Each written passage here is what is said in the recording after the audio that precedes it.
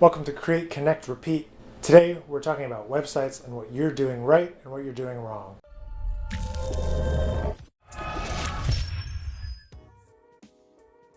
So with your website, for me, I think it's really important to consider why somebody is coming there in the first place.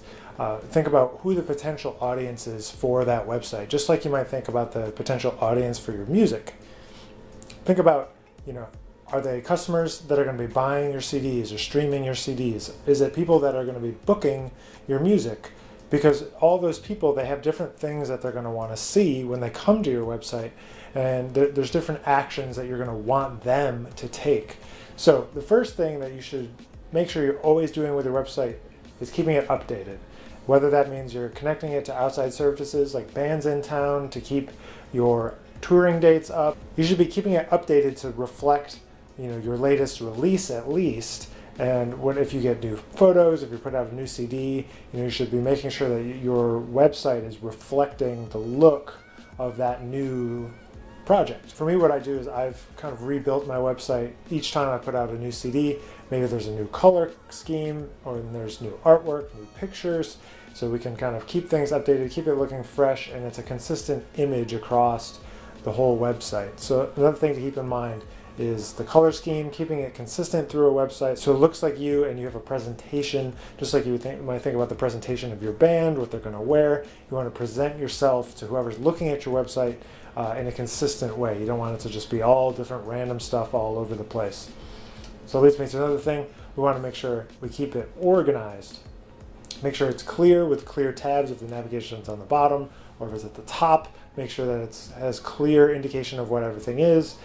Obviously, you want people to be able to find out about you. You want people to be able to get in touch with you.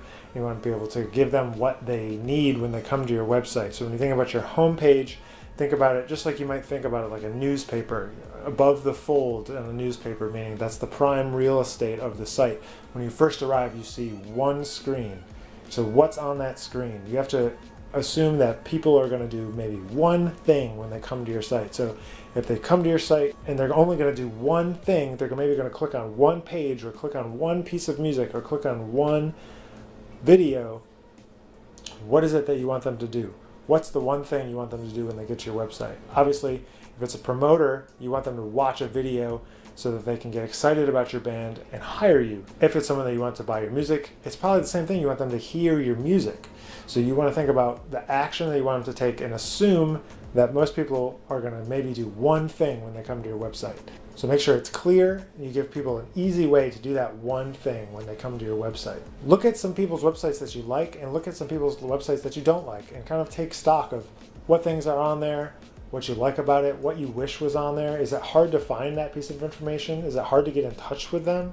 You want it to be as easy as possible for people to do the thing that you want them to do. Also figure out if design's not really your thing, maybe you need somebody to set up a website for you.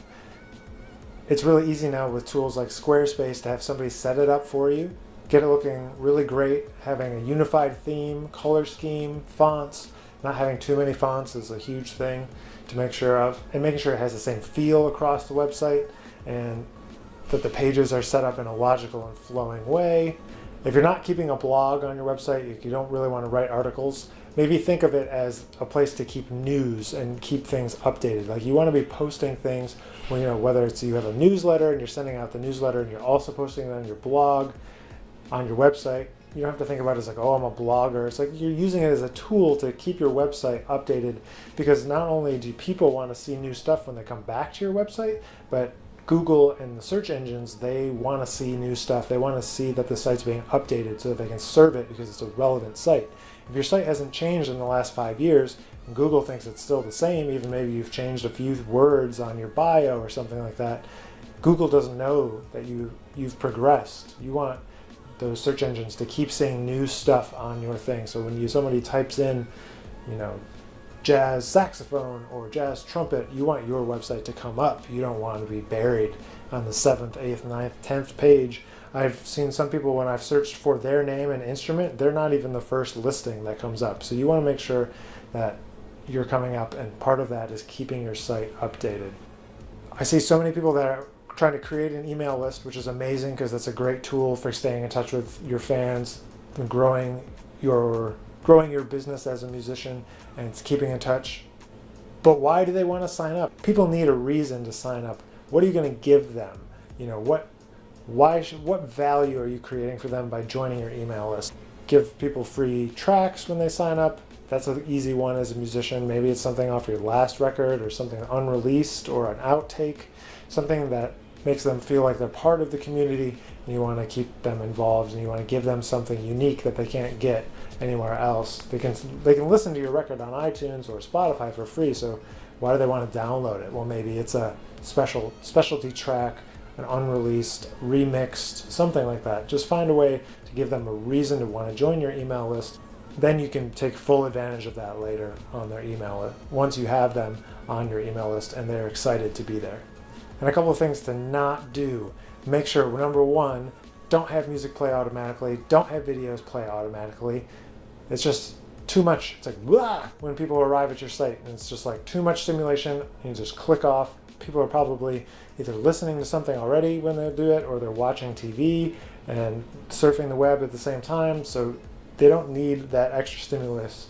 If they want to play your video, let them click on it. Don't just have it play automatically.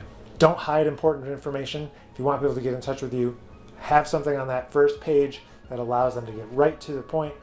They can click and email you right away. They can send you a message through your website if you don't feel comfortable putting your email up on there. Whatever it is, making sure it's super clear that they can find about you, they can find your concerts, they can get in touch, and they can find your music so that you can get that one action that you want them to take when they find your website, that they'll take it. Don't let it just sit there. Make sure you're at least having a news blog that you're posting a few things on every now and again.